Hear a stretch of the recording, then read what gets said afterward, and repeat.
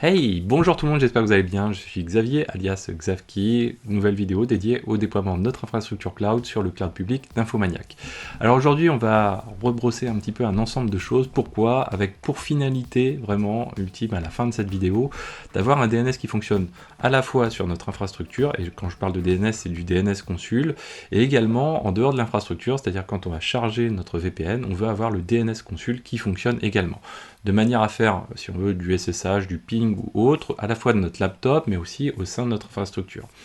Pour faire ça, c'est très simple, il va falloir qu'on modifie notre machine VPN actuelle et que finalement on la reconstruise avec une IP fixe, une IP interne fixe, pas l'externe, l'externe on s'en fiche un petit peu, mais interne fixe.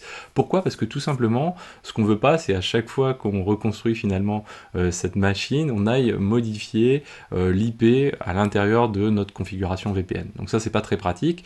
On pourrait pousser le DNS à travers le client VPN, quoi, la clé au VPN. Ça marche pas toujours très bien, j'ai des mauvaises expériences dessus, du coup je préfère passer vraiment par l'interface graphique pour aller éditer le DNS, du coup on va le faire comme ceci. En même temps on va en profiter sur cette vidéo pour corriger, faire un fixe par rapport à ce qu'on a vu lors de la vidéo précédente.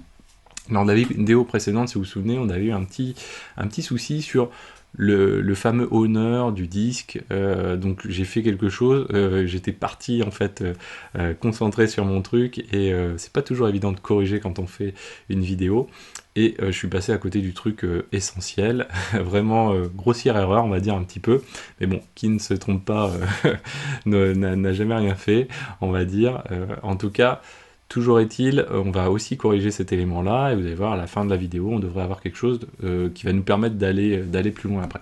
Donc là, on a besoin, donc moi j'ai corrigé j'ai supprimé, donc j'ai fait un Terraform Destroy, vous voyez, sur 01 underscore VPN ici, donc ça veut dire que j'ai supprimé tout ce qui a trait au VPN. Donc, première chose, comme ça va durer un petit peu de temps, on va remettre en place le VPN, donc on va faire un Terraform, on va modifier, on va faire un Terraform Apply, et ensuite, comme le temps que ça se mette en place, on va commencer à prendre en compte les modifications au niveau du DNS, en tout cas pour le prendre en compte au niveau de notre infrastructure, fixer également notre petit souci au niveau de consul. Donc pour faire ça, on va ouvrir ici, on va se remettre comme ceci, on va faire git pull, mais je pense qu'on est bien à jour là, pour le coup, voilà. Et derrière on va faire un git checkout -b xp info, et puis on va appeler ça info -DNS. Ok, on va faire un code, on va ouvrir tout ça comme ceci. Donc maintenant on va se rendre ensuite, donc on va fermer tout ça, close all, voilà. On va se rendre dans Terraform, VPN donc sur 01, et on va se rendre ensuite sur l'instance VPN ici. Sur cette instance, il va nous falloir une IP fixe interne. Pour avoir une IP fixe interne, la méthodo, on va revenir à nos variables que l'on avait vues, c'est on va retrouver ça quelque part normalement. Est-ce que je l'ai là? Non, c'est dans le module du coup qu'on le passe. Donc dans les variables du module instance ici, variable, hop, voilà, donc il doit prendre une voilà, instance internal fixed IP. Donc on va se rendre ensuite du coup dans notre instance, d'où l'intérêt de documenter, ce qu'on n'a pas fait, mais bon voilà, je vous laisse faire les choses si vous le souhaitez. Et on va se mettre ici, on va dire égal, et là on va dire donc que nous on veut du 10.0, oui, .0.1. Et là on va dire qu'on se fixe donc sur la machine qui sera en point 11 pour le coup, puisqu'il va venir rajouter un élément dedans. Nous on est en littéral, donc effectivement on va se mettre comme ceci. Donc là, avec ça, on n'est pas trop mal, sauf modulo, une chose qu'on n'avait pas fait et qu'on avait fait à la main, c'est qu'on avait rajouté ici le security group relatif à consul.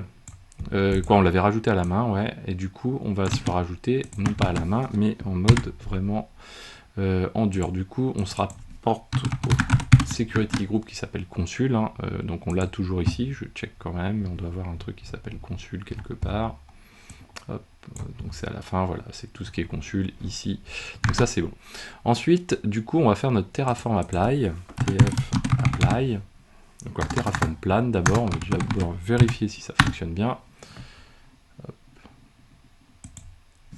Yes, donc du coup ça a l'air de bien se passer. Je vais vérifier juste qu'on est bien switché de branche. Et Terraform apply.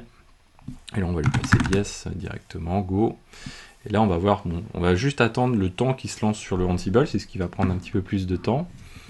On va voir un petit peu ce qui s'y passe. Donc allez, si vous souhaitez ne pas faire comme moi, c'est-à-dire éditer le fichier OVPN, rajouter au fichier OVPN dans la conf VPN votre DNS, vous pouvez aller modifier normalement à la volée finalement le client OVPN, le fichier qui va être généré pour faire un push de l'adresse en question. Donc nous qui sera la .11 et ce sera celle qu'on sera en mesure de prendre en compte. Donc là, il va nous régénérer une clé OVPN, donc la précédente, hein, elle est dead, elle est finie, et voilà, on n'en parle plus. On attend juste voilà, que l'instance OpenStack soit up et que le Ansible se lance, et ensuite on attaque la partie DNS spécifiquement. Hop. Donc ça devrait pas tarder, voilà. Juste pour s'assurer que ça se lance bien, de manière à ce qu'on n'attende pas après quelque chose. Donc on a une nouvelle public IP également, floating. On attend. Voilà, donc il y a les fameuses 20 secondes que j'ai mis, voilà, hop, et donc là il est parti pour lancer, donc il fait gathering fact, etc. Donc il est parti pour l'installation de OVPN. Donc pendant ce temps-là, nous ce qu'on peut faire, c'est continuer le déroulement des choses. Donc première chose, le fixe de cette fameuse histoire de disque. Donc ça on ferme, ça on va dire que c'est bon, et du coup on ferme. Et on remet tout en état. Voilà, Ansible, rôle. Et du coup, on était sur les volumes. Sur les volumes, souvenez-vous, on avait voulu passer quelque chose du type virgule, owner, 2 points, et quelque chose du type consul. Mais en fait, l'erreur était juste d'une évidence absolue. C'est qu'en fait, comme c'est le rôle volume qui se lance en premier, bien si le owner consul n'existe pas, bah, bien sûr ça plante fort logiquement. Donc du coup on va corriger ça, c'est-à-dire juste avant de s'occuper du owner qui est là, eh bien on va d'abord s'assurer qu'il est créé. Et sinon on va le créer pour le compte. Alors attention, ça a une limite, c'est qu'on va le créer, on va créer un user de type système. Donc c'est-à-dire que si jamais un jour vous voulez utiliser un user qui n'est pas système, il va vous créer par défaut l'élément avec le owner en question. Donc petite mise en garde, c'est la limite de l'exercice qu'on est en train de faire. Donc du coup on va se reporter au module consul ici, et on va aller faire un copier-coller quasi bête et méchant, donc du user et du groupe, voilà, qu'il nous faut récupérer. Hop, voilà. Hop, ouais, plutôt comme ceci. Groupe user. Ouais, on est bon. Donc du coup, je copie, je me rends dans les volumes, task, install disque. Juste avant, ici, on va se mettre là comme ceci. Là, bien sûr, ça va pas être consul, ça va dépendre de l'élément qu'on va voir. Alors là, attention, hein, on ne crée pas, on repart pas avec un copier-coller bête et méchant comme ceci, parce que sinon on va planter. Donc du coup, oui, si je crée un user et si je veux créer le user root, ça serait un peu débile et ça risque de poser des soucis. Donc du coup, on va lui mettre with item owner comme ceci, donc ouais, item owner là, comme ceci. On va partir sur la base que le owner sera le même nom que le groupe. On peut également le mettre ici dans l'entête de la task, comme ça on a l'élément. Et derrière, attention, un élément à prendre en compte, c'est que si on n'a pas défini de owner, là en l'occurrence il va arriver dessus, il va faire ah mais j'ai pas la variable en question, et là on va bloquer. Donc ce qu'il faut c'est un when, 2 points, et là on va dire item owner. Donc là on est dans un Jinja quand on est sur le when comme ceci, donc on reste comme ceci, et ici également. Donc cette tâche-là va jouer que à ce moment-là, de cette manière-ci. Et donc avec ça, on n'a pas de souci. Le volume pourra être créé avant de jouer consul, ce qu'on est obligé finalement de faire. Mais derrière, du coup, on aura bien créé le user s'il y a besoin de le créer. Et c'est valable pour consul, mais ça sera valable pour Postgre ou d'autres. Donc ça, c'est le premier élément. Le deuxième élément que l'on doit faire, c'est maintenant intégrer quelque chose qui va nous permettre, donc je vérifie à côté, ici, on n'a pas de failed, non, ça a l'air de s'être bien déroulé, et on a fetch, voilà notre nouveau fichier du coup. Donc si on a fetch un nouveau fichier, normalement si on se rend donc dans Hop. Donc on va faire un ls/tmp et nous c'est xpestel, voilà. Donc on va faire un mv2/tmp xpestel, donc ma clé VPN dans .ssh xp.ovpn, voilà, comme ceci. J'en ai deux parce que j'ai deux infras en parallèle pour tout vous dire, voilà. Donc du coup on a ceci. Derrière on va aller charger cette clé, toujours classiquement. Hop, non, j'ai fait quoi? Turn off, voilà. On va supprimer la clé, pardon, déjà. Donc on va se rendre dans les settings du VPN, voilà, comme ceci. Ici on va dire remove de la clé, ajout de la clé, from file, .ssh, hop, voilà, donc ici xp ovpn, voilà, open, ok, add, et donc ici on va rentrer notre DNS tout à l'heure quand on va avoir créé les éléments, notre IP interne de notre DNS consul. On la connaît déjà puisque de toute façon ce sera le DNS le DNS pourra être notre VPN. En tout cas vous verrez qu'on a finalement du choix en matière de point d'entrée DNS dès lors qu'on est dans le réseau interne, c'est le plus important. Donc là ce qu'on peut faire c'est faire un ping de 10.0.1.11. Du coup là c'est notre machine VPN, on peut même se connecter dessus. Si je fais un SSH, xavkey, comme ceci. Donc ça marche, parfait. Donc maintenant, ce qu'on veut faire, c'est finir cette installation de consul pour lancer l'installation, mais ce qu'on veut faire, c'est prendre en compte cet aspect de DNS à intégrer dedans. Donc là, on a fixé également notre disque, parfait. Maintenant, on veut intégrer le DNS. Alors comment ça va se passer? Il y a différentes options possibles. Soit vous êtes hyper à l'aise avec Resolved de systemd. Moi, c'est pas mon cas, parce qu'il y a plein de cas de figure où ça se passe généralement un peu mal avec lui. Ce que vous pouvez faire également, ça à une époque je le faisais, c'est l'IP du DNS. Vous pouvez également, donc si on regarde ici, hop, voilà, ceci, l'IP de votre DNS, vous pouvez aller l'éditer directement dans /etc, alors avec un sudo systemd resolved ici, sur votre laptop local.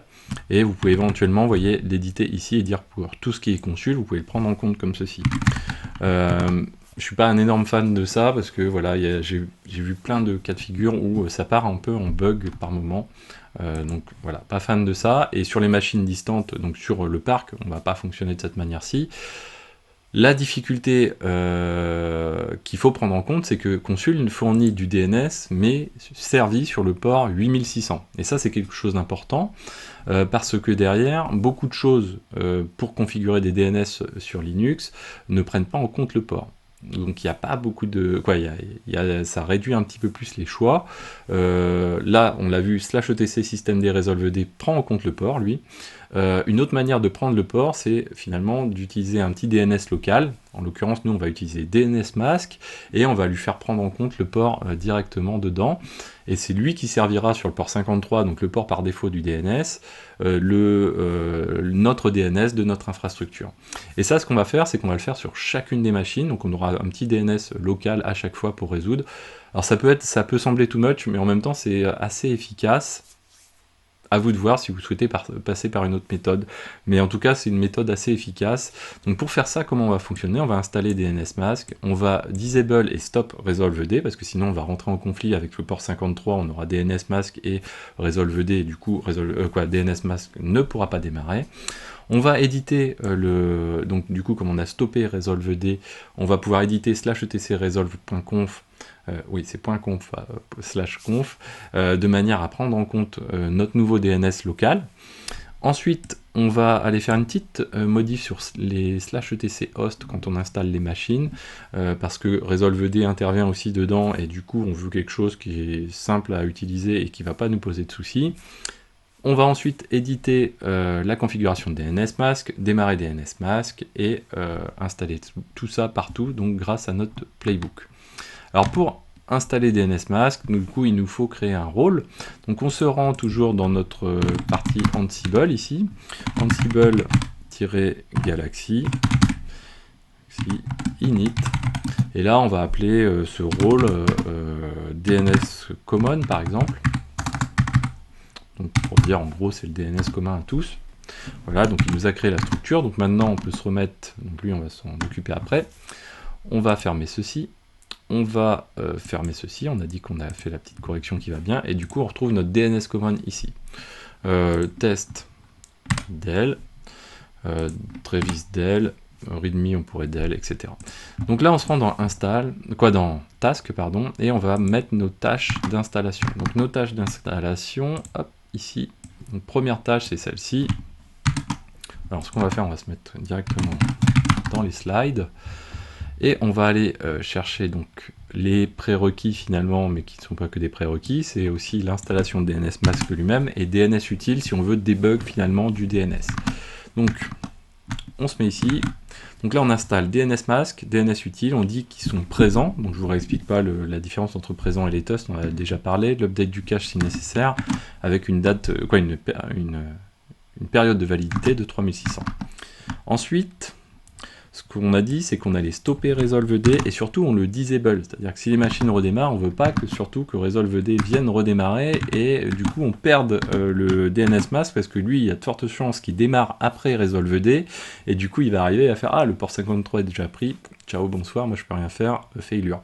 Donc du coup surtout bien le disable, le masked à true, ce qui va permettre aussi de le fixer et faire en sorte que rien ne passe derrière le re-enable. Parce que systemd joue des mauvais tours de ce côté-là, et sur ce type de service a tendance à re-enable le service. Je crois que j'ai eu ce souci-là d'ailleurs. Donc du coup, faites vraiment attention à ce point-là, c'est pas anodin si je l'ai mis. Ignore errors, de manière à dire, voilà, si ça se passe mal, c'est pas grave. Ensuite, oui, parce que, en gros, systemd resolved, c'est quand même un truc... il est là et il fait tout, c'est un peu comme le truc, le copain que vous n'arrivez pas à vous débarrasser, c'est un peu ça, qui est pas toujours un bon ami et qui est difficile à enlever, donc du coup et à se séparer, c'est un petit peu pareil. Ensuite on va éditer resolve.conf avec un template resolve.conf.j2. Alors ce sera pas vraiment un template, on pourrait le mettre dans file, là on va le mettre dans template au cas où si on veut faire des modifications dessus, et donc il va venir éditer le /etc resolve.conf. Ensuite, donc les templates on va les faire juste après. Ensuite dans line in file on va s'assurer d'avoir la ligne, on va revenir dessus, voilà, de s'assurer dans /etc host d'avoir la ligne 127.0.1 avec le nom de notre hostname. Ce qui, avec resolved, dans certains cas de figure, n'est pas toujours le cas, parce que des fois c'est 127.0.1.1, etc. Donc là, on s'assure vraiment d'être en mode un petit peu fixe de cette manière-ci. Voilà. Ensuite, du coup, on va rajouter la conf également. Alors là, il y a des choses, on aurait pu faire des choses dans un ordre un peu différent, mais on ajoute la conf de DNS Mask. Vous voyez, donc il y a toujours les numéros dans DNS Mask, à vous de mettre et de trouver le vôtre, vous faites comme vous le souhaitez. Ici, on pourrait être en 750 d'ailleurs. Ouais. 155, c'est pas grave. Je ne sais plus avec quel user il se lance, c'est plus ça le truc.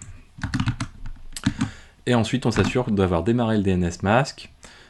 Ensuite, donc du coup, ce fichier, donc 10 consul.conf.j2, donc lui, on va venir le mettre dans les templates. Nouveau fichier, hop, ici. Dedans, donc, il va contenir ces éléments-là, et dans ces éléments-là, c'est là où on va faire référence et dire, attention, toi, comme tous nos serveurs, au niveau de notre infrastructure, vont avoir consul, ils sont tous en mesure sur le port 8600 de résoudre du point consul et nous fournir les éléments de service et de node sur toute la totalité de notre parc. Donc du coup, si on met sur tous nos serveurs un DNS Mask, lui, il est capable de se connecter à son agent local, donc en 127.0.1 sur le port 8600, et il fait finalement l'interface, la conversion avec le port 53. On pourrait passer aussi sous forme d'une autre solution qui serait finalement de faire du port forward quasiment local, c'est-à-dire de rediriger du port 53 vers le port 8600 juste avec iptables aussi, c'était possible.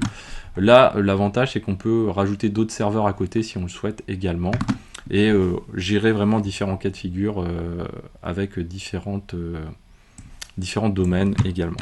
Ensuite, resolve.conf.j2, du coup, pour éditer notre fichier resolve.conf, on va le coller. Lui, finalement, c'est le classique sur le port 53. Ensuite, on n'oublie pas le handlers, donc, qui lui va permettre de restart finalement, on l'appelle qu'une fois ou 2 fois, voilà, on a notre restart DNS mask ici, oui, on l'appelle qu'une fois. Donc dans les handlers, ici, hop, voilà. Donc on restart le DNS mask au cas où, il est enable à yes, surtout ça c'est important, parce que là du coup le DNS est quand même quelque chose de crucial au niveau de notre infra, et là également on est à true. Donc une fois qu'on a fait ça, on n'est pas trop mal. Maintenant ce qu'il faut c'est push sur toute notre infra, ce DNS common, on va pas le pousser avant que Consul soit installé, parce que s'il démarre et que le DNS mask ne voit pas le 8600, bon, ça risque de poser des petits soucis. Du coup, on va le positionner, vous allez voir. Donc du coup, on se rend dans l'infrastructure ici. Donc nous, on attend que les volumes Consul soient montés. Ça, c'est valable pour nos masters uniquement. Donc DNS-common. Je l'ai mis comment? Common. Ah oui, j'ai pas mis d'underscore. C'est pas grave. Common, comme ceci. Donc là, avec ça, on traite uniquement les consul master. Alors là, on va s'intéresser aussi du cas de toutes les autres machines, mais en l'occurrence, nous, on a une machine pour l'instant, c'est le VPN. Lui aussi, il doit prendre en compte cet élément-là. Et le fait d'installer du coup le DNS mask sur notre VPN fait que sur l'IP interne de notre VPN, finalement, on sera en mesure de fournir le port 53 et donc la communication vers le DNS mask, et du coup, quand on va activer notre VPN, on sera en mesure de résoudre le point consul. Donc là, pour faire ça, on dit quoi? On dit qu'en gros, là, vous voyez, il y a deux éléments dans les hosts, 2 groupes qui sont pris en compte. On dit qu'on veut toutes les machines, virgule, sauf, du coup, c'est le point d'exclamation, sauf celles qui sont dans Meta App Consul, parce que Meta App Consul, ça va être déjà joué, et c'est celles qui sont consul master ici. Et d'autant plus que on ne veut pas installer des masters, on veut installer des agents simples. Et souvenez-vous, on a notre petite règle ici, consul master à true, là du coup on ne va pas la définir, parce qu'on sait que quand on a fait le rôle consul, cette valeur-là par défaut est à false. Du coup, si on ne la set pas, il n'y a pas de souci. Le dire, du coup, là on n'est pas sur des machines où on veut persister la donnée, donc du coup on n'a pas besoin de rajouter de consul dir master, et on n'a pas de disque pour autant non plus. Donc avec ça, on est plutôt pas trop mal. On va du coup jouer tout ça au niveau de notre infra. Donc on va se positionner dans notre... là on y était, voilà. On va sourcer... Est-ce qu'on est au bon endroit? openrc.sh, toujours. Et on va faire donc notre ansible-playbook-i openstack.yml -u xavkey, et là notre infrastructure consul.yml. Je recheck un petit coup d'œil quand même. Toc toc toc toc toc toc, on est pas mal. Le become true ici, on va voir ce que ça donne. Alors on aurait pu faire un diff avant ou un check avant, quoi, en fait. Ah, là il ne nous a pas trouvé a priori les consul master.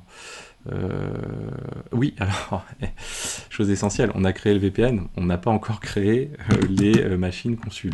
Donc du coup, on revient ici, hop, voilà, toc, nos machines consul, du coup, tf apply, on n'a rien oublié normalement, tf plan, déjà on va juste checker, normalement on n'a rien oublié. Donc on a nos machines consul qui vont s'installer, les 3 comme on avait lors de la vidéo précédente, donc du coup on peut faire un apply directement. Apply, on lui passe yes, c'est parti. Ça va durer quelques secondes. Effectivement, là j'avais zappé, du coup là, hop, on le rattrape au vol, parce que sinon il va partir sur OpenVPN 1, qui lui va installer l'agent consul, mais qui va pas trouver le cluster consul, et là ça va être cacahuète. D'ailleurs on pourrait checker, donc dans Ansible, là, grosso modo, sur l'infrastructure, on va pas faire beaucoup de checks de choses qui existent pour gérer des dépendances, on va dire, applicatives, sauf quelques cas de figure. Là, par exemple, on aurait pu checker, quand on installe l'agent consul, quand on est en mode agent, sur l'agent, que les masters, il y en ait au moins un qui réponde, de manière à faire en sorte qu'on ne se lance pas à s'associer à quelque chose qui n'existe pas, quoi, en fait. Donc là, il est en train de finir l'installation, donc il nous met les volumes. Voilà. Donc on peut rafraîchir aussi hop, ici notre OpenStack. Hop, on va se reconnecter dessus, c'est l'occasion. Hop, voilà. Voilà. Donc il doit avoir fini du coup. En tout cas, voilà, il a bien avancé. Maintenant, on va revenir ici.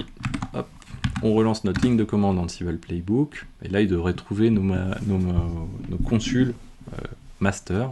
Voilà, donc il les trouve. Il s'occupe de l'installation des disques. Donc là, on devrait plus avoir le problème normalement qu'on a rencontré précédemment avec le var lib consul. Donc ça avance, il fait son installation des utils. Mount file system. Pourquoi il n'a pas monté sur consul? Tiens, c'est assez étonnant. Skipping, pourquoi skipping? On va regarder. Mount file system, skipping. Dans les disques, ici. Toc, toc, toc, toc. Mount file system, c'est cette partie-là qu'il n'aurait pas faite. C'est assez étonnant. Volume result changed. Alors là, là-dessus, je pense que le change, c'est le mauvais ami. Ok, on va le laisser dérouler, on va voir un peu ce qui s'y passe. S'il arrive à démarrer consul, c'est plutôt pas mal. Ouais, il a réussi à le faire, tiens, c'est assez marrant. Reste à voir où est-ce qu'il l'a démarré, parce que... on va regarder quand même. Voilà, si on fait df-h, ouais, on n'a pas le slash data, donc du coup ça s'est mal passé sur consul. Donc on va destroy les machines, on va les recréer, c'est pas grave.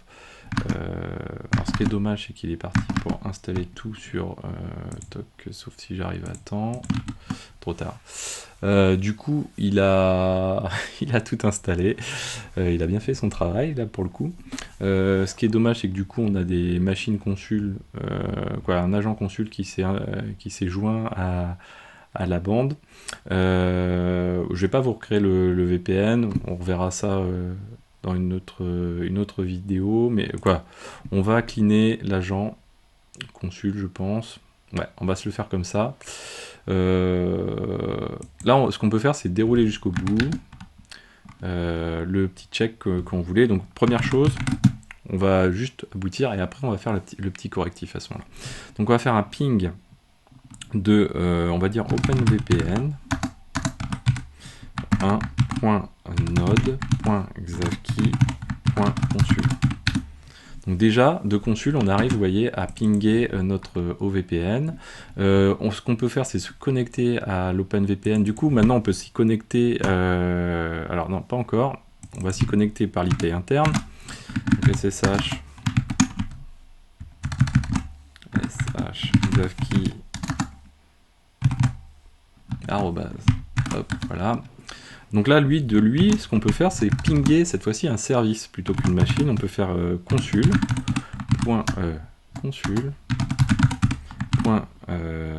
Service xavkey.consul. Donc ça, c'est toujours le modèle classique de consul, du DNS consul, c'est-à-dire le nom du service en question, le service derrière, le data center et le domaine. Pour les nodes, c'est le nom de la machine, .node, .datacenter, .consul.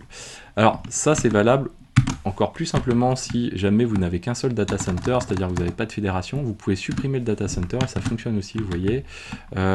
D'ailleurs, derrière, on peut faire, du coup, puisqu'on a installé notre DNS utils, on a un dig, et là, vous voyez, si on fait un dig, on retrouve bien les 3 machines consul directement, et pourtant, on est sur notre OpenVPN.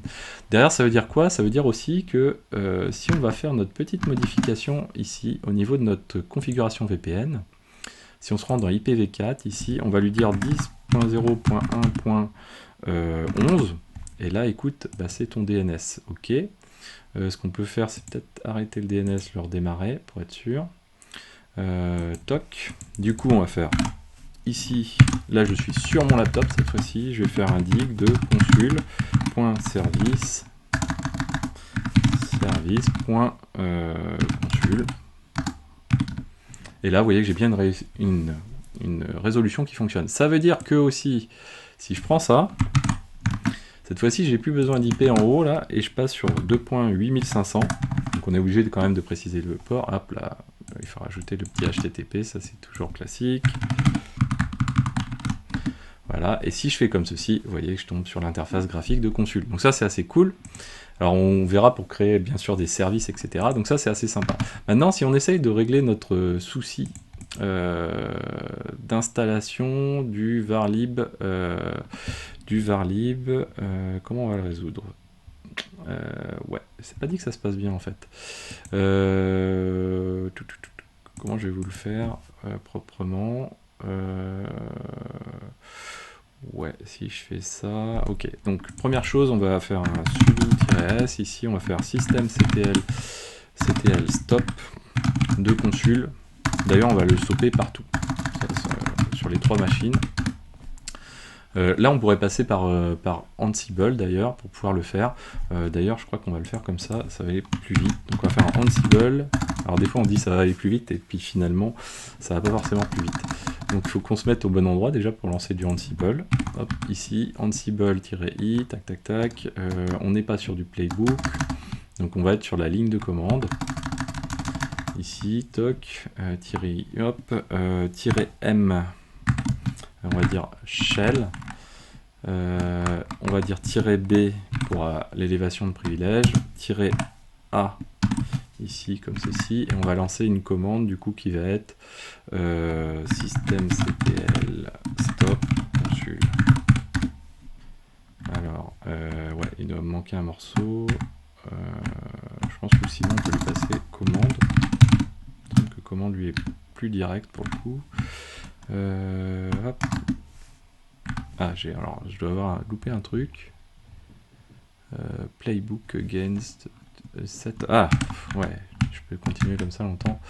All. Donc c'est sur toutes les machines sur lesquelles on veut stopper du coup consul. Qu'est-ce qu'il nous dit? Legacy import role commande. Ah oui. Là j'ai toujours la petite typo. Vous voyez, des fois on pense aller plus vite et puis finalement peut-être que j'aurais été plus vite en me connectant à 4 machines. Donc là il nous a stoppé consul normalement partout. Si on fait status,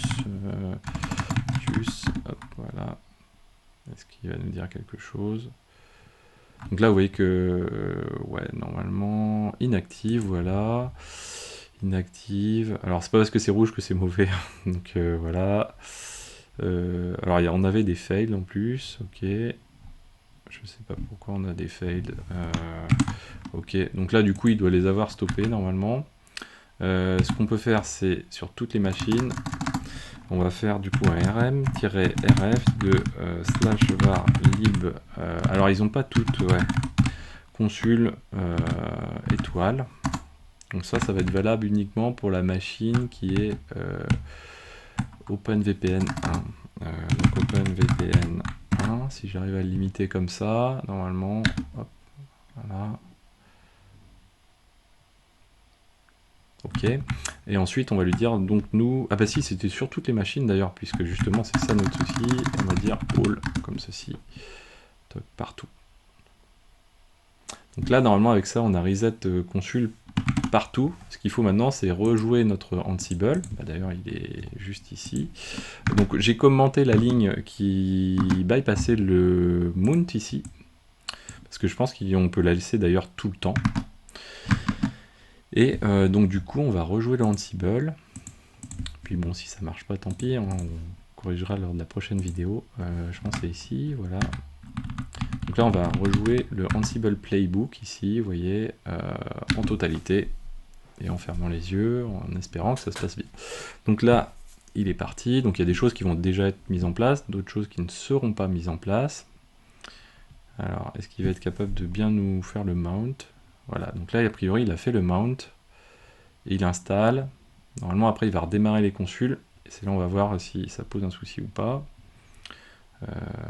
Consul for agent, tac tati. Start consul, a priori il a passé le start, donc ça veut dire que ça s'est pas trop mal passé. Ça, pour le checker, on va se rendre ici, systemctl, status consul. Ça a l'air de pas être trop mal.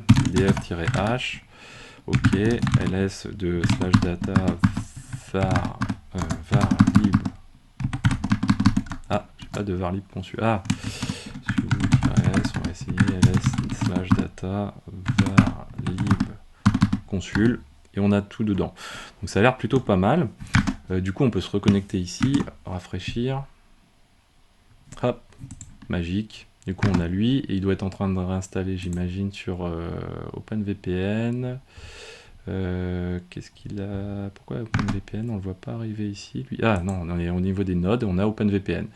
Donc vous voyez, ça fonctionne. Voilà, on est reparti d'équerre, on va dire. Ce qu'on peut faire, c'est déjà, on va juste destroy, comme on l'avait fait lors des vidéos précédentes. Donc df destroy. Donc on a notre DNS, ça fonctionne hein, en dehors, malgré la modification que j'ai faite. Voilà, on fait un dig. Ça fonctionne, sinon je n'aurais pas pu aller sur l'interface graphique. Donc voilà, on destroy.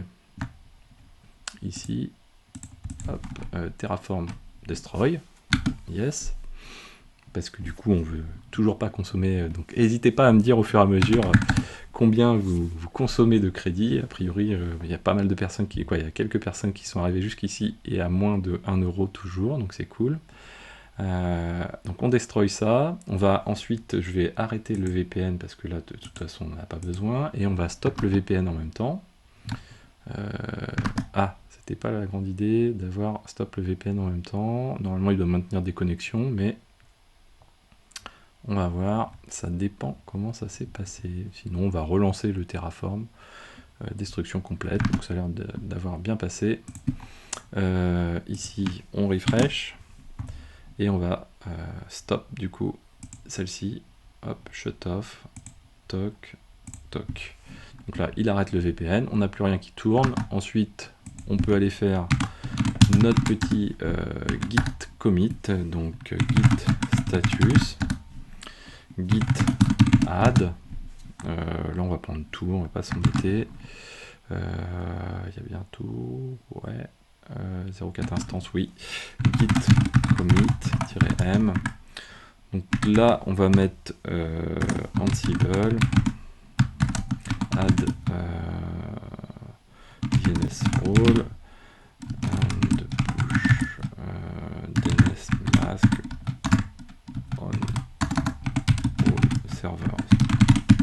Toc, donc là, git push, toc, comme ceci. Et voilà, donc là, il va nous faire la petite merge request habituelle. Hop. Donc là, parfait, assign, on peut squash, mais il n'y en a qu'une de toute façon. Et voilà, donc du coup, on a ce qu'il nous faut, hein, je pense. Il ne va pas trop y avoir de soucis. Là, je le fais vite parce que voilà, il n'y a pas d'intérêt à aller dans le détail pour le tuto lui-même, après à vous de voir. Et donc du coup on va merger, voilà. Et donc on a fini pour aujourd'hui, je vous souhaite de se retrouver dans la prochaine vidéo. J'espère que cette vidéo vous a plu. Mettez des pouces bleus, commentez également, n'hésitez pas à mettre où est-ce que vous en êtes au niveau des coûts par exemple. Et puis abonnez-vous pour ne pas manquer les prochaines vidéos, partagez ces vidéos autour de vous, et je vous dis à très bientôt. Ciao à tous.